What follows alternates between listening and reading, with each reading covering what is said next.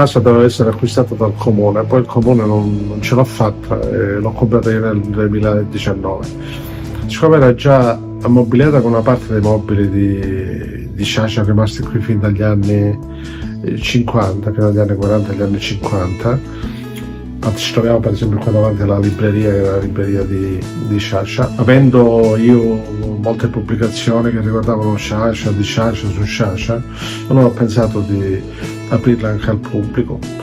Naturalmente è complementare con la fondazione Sciascia, che contiene le cose donate dallo scrittore, le lettere e la collezione di ritratti di scrittori. Qua è un luogo più intimo, un luogo più familiare, in cui ci sono ancora una parte dei mobili di quando Sciascia ha abitato qua, praticamente quasi ininterrottamente dal 1922, un anno dopo la nascita, fino al 1958, quando si è trasferito a Caltanissetta e poi a Palermo.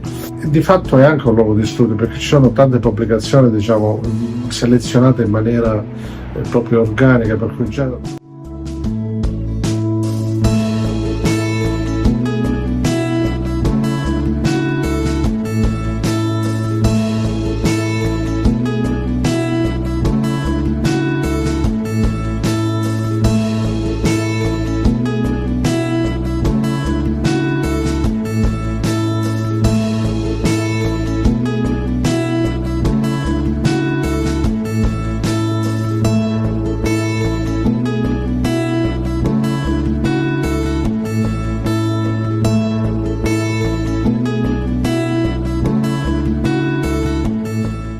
sono venute parecchie scolaresche, siciliane ma anche non siciliane, quindi diciamo gruppi di 50 persone, non mettere un autobus, 2 autobus. A gestire la casa è un'associazione, diciamo, di volontari, insomma, ma che ci sono già una cinquantina di persone. In futuro, ripeto, sperando sempre che sicuramente usciremo da questa pandemia, vorremmo trovare le risorse per fare in modo che la casa sia sempre aperta. Adesso è aperta per appuntamenti. Per fare fruire questo bene e per dare anche il nostro contributo a questo turismo culturale che a Racalmuto già c'è.